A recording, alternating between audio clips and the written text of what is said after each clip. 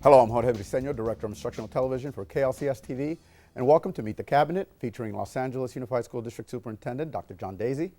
This program is an opportunity for the stakeholders of the LAUSD to meet the administrative team behind the scenes who are tasked with moving our district forward and ensuring that all our students graduate. A little later in our program, we'll be joined by Tommy Chang, Special Assistant to the Office of Superintendent, and Matt Hill, the Chief Strategy Officer.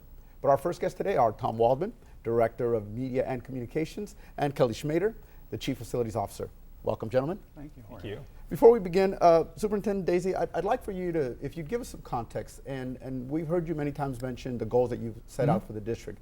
If you wouldn't mind reiterating those and then putting into context the role that these gentlemen and the rest of your staff play in achieving those goals. I'd be glad to, and it's going to be a real pleasure to talk about this amazing team and our dedication to the fact that first and foremost, every youth has got to graduate college workforce ready. So we are dead set about youth's rights and their right to be in front of a highly effective teacher every single day in a school led by a highly effective principal.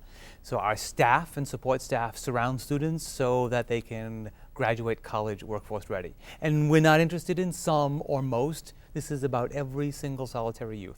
So we start with the fact that what we don't negotiate is youth's right to have the course and curriculum that will let them do that and be able to graduate. And then how we do that, we work as a team. And it's a large, diverse team across this amazing school district. But you'll get to meet some of the key individuals who are tasked with making sure that when we have our third grade reading results and our algebra results and our graduation results and our English language arts and math, and we've made projections that are bold and I think courageous on behalf of students, this is the team that actually makes that happen. So let's start with Mr. Tom Waldman, Director of Media and Communications. How do you see yourself plugging into these goals that the superintendent has just outlined? We have 80,000 employees in this district, and we have to get the message out to them about what we're doing and their role, their key crucial role in meeting those goals. So one of the things I'm doing in my department is instituting a much more extensive internal communications component. We're getting in touch directly with board members, we're getting in touch directly with principals and teachers, and making them part of this larger team that's going to deliver the goods. I mean, we're talking about a 100% graduation rate here. I mean, that's unprecedented. There's things we want to do here that are going to transform this district, and everybody has to be a part of that. Externally, we live in Los Angeles. I mean, it's a media capital. We are covered constantly in the printed press. We have a lot of interest from broadcast media. So that's getting that message out to the entire community, to this community, this diverse community of millions, is something we'll be doing as well around those messages that Dr. Deasy just articulated. So it sounds to me like you're the guy that's going to make sure the right hand knows what the left hand is doing. Yes, as long as I can figure out which will be fine. Absolutely. And that's I also think there's two parts to Tom's job, and one part people see when they look to us for immediate information. So whenever we have a crisis or whenever we have critical information, Tom's entire team is to make sure parents and students in the community know what's happened, know that students are safe, and understand information. And then the second part is to make sure that all of the work in education is understood. So parents' rights and youth rights are clearly understood, and that happens all the time, almost 24 hours a day. And then one thing, before we get to Mr. Schmader, I hope, and to follow up what you're saying, that one of the things that we'll be hearing is all of the success stories that are going on in this district, because for every one story you hear in print where this happened or somebody didn't achieve X, Y, Z, we've got thousands and thousands of people, I believe, actually meeting these goals every single day. I'm glad you brought that up, Jorge. We have instituted a new online magazine, LAUSD Journal. And the mandate of that magazine, which we just started a couple months ago, is to go out to the schools and get those stories. Every school has success stories, whether it's higher test scores, whether it's parent involvement, whether it's a particular teacher who's doing something incredibly innovative in the classroom and the results are showing with the kids. And it's such a huge district, 1,000 schools, that no media outlet can cover it completely or even close. So that's our job. I mean, we'll go out and get those. We work with KLCS on that too. I mean, you talk about we are in well covered, but if you think about the kind of national news, it is a time when we have high unemployment. There is a lot of worries in the world. Sure. When I want to feel actually great, I go to a school. And what strikes me is that not only are there just amazing stories, they're in every single school. So we want other people to get that lift that we see on a daily basis. Looking forward to more good news. We can always use those. Absolutely. So I want to bring you into the conversation, Mr. Smader. As Chief Facilities Executive, tell us how your office and your role that you see in moving forward the superintendent's vision and goals. Well, Jorge, I have the distinct privilege of leading 6,000 facility experts at LAUSD, and I think our big role is to complete the bond program that we've had. As you probably know, we have 111 of our new schools completed and about 18 more to do next summer. And it really helps, I think, the student achievement initiatives we have to get the kids off of the multi-track calendars and onto a single track or into the standard 2-semester track. The involuntary busing is behind us. And then as much as attention is focused on those 131 new schools, we have over 25,000 existing facility projects that we've done to provide our students with classrooms of the 21st century and modernized schools that they can achieve in. So in your personal opinion, how does that bricks and mortar translate to actually getting, turning this district around and getting to that ultimate goal of graduating our students, getting them career ready? I think that the construction part of it is just the beginning. The biggest part of our facilities world is really our in-house maintenance and operations forces, and one of the superintendent's goals is to have safe and clean schools. As the superintendent mentioned, we have custodians out there at every one of our schools across a 750 square mile footprint, making a difference in providing a clean and safe environment for our students. And just briefly, I'll go back to you, Tom. Can I yes, just make absolutely. a point? Because I think the point that's that sometimes gets lost. We have amazing facilities, and students would never have these opportunities. We're talking about once in 3 generations where a student is now be able to go to a neighborhood school, right, and fabulous schools. But I think what does get lost sometimes is the thousands of employees who keep these schools up.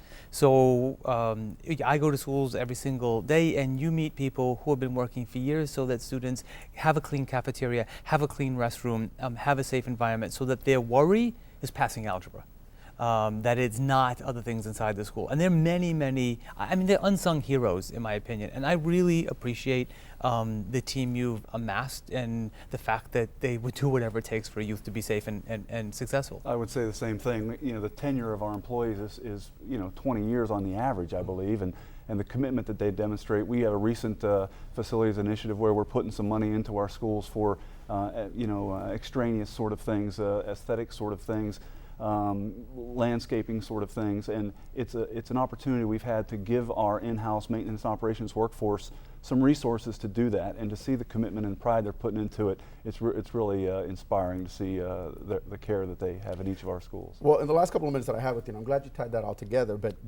putting that into perspective, I want to hear from both of you. What are you most excited about? You've got this new task in front of you. What are you most excited about, the challenge in front of you?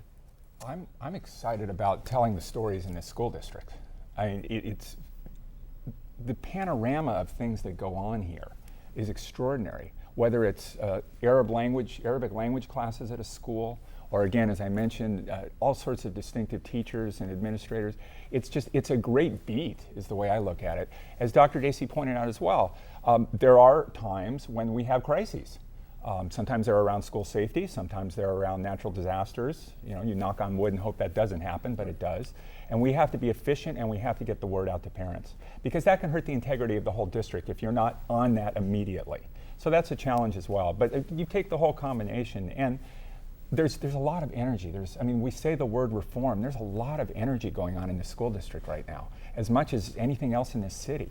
And it's really, in that sense, a part of this 21st century city. So that's the story we're going to be telling. I'm looking forward to being part of that. Mr. Smader, what are you most looking forward to in this conversation? I'm looking forward to getting through our current bond program and getting into our Measure Q initiatives and setting the district up for success in modernizing our existing schools. As I said before, we've had a lot of a focus on the new construction, but we have a lot of existing schools out there that need that modernization, and I'm looking forward to putting together a plan that will successfully do that. And Dr. Deasy, before we go to break, I'd like to hear from you. We heard from each one of them what they're most looking forward to. Can you tie that back up to your goals, how you expect these will... This This is so easy. I don't teach every day. I don't lead a school every day. What I do is I empower an amazing group of leaders. So the team is everything. This is not an individual. Just like a school gets lifted by the power of its teachers and its leaders and its support staff, the same thing as far as the district. I look forward to coming to work every day and supporting and building my team and knowing that we're seeing results and that we're not afraid to hold ourselves accountable, that we want to go further faster. Thank you very much. Mr. Schmader, Mr. Wallman, thank you very much for joining us. And we're going to take a short break, but when we return, you're going to meet Tommy Chang, Special Assistant to the Office of the Superintendent, and Matt Hill, the Chief Strategy Officer. Please stay tuned.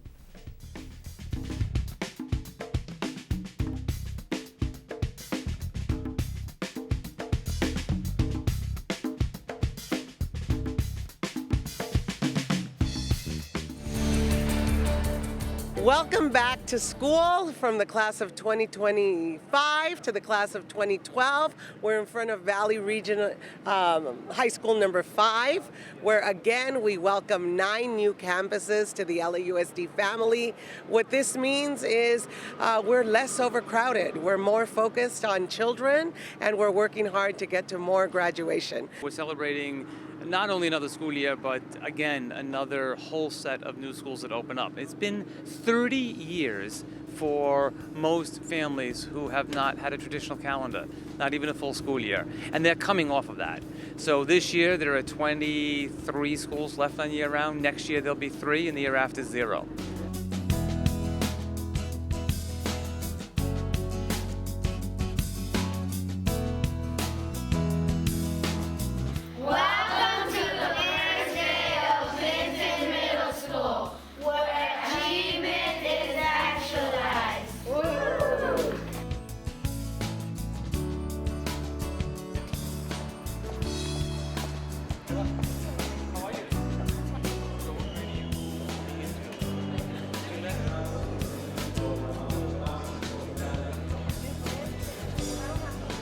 I am so proud to be part of the district today when we thank voters for investing in our students, and we thank every employee for doing a little bit more this year, because we know we have less employees in the family, and we have furlough days where every employee has taken a little bit of sacrifice to help us save jobs, and together we will make it. And I think that is the LAUSD way. We are the largest school district that is improving the fastest, and we are grateful to all our parents who partner with us. It's going to be a great year.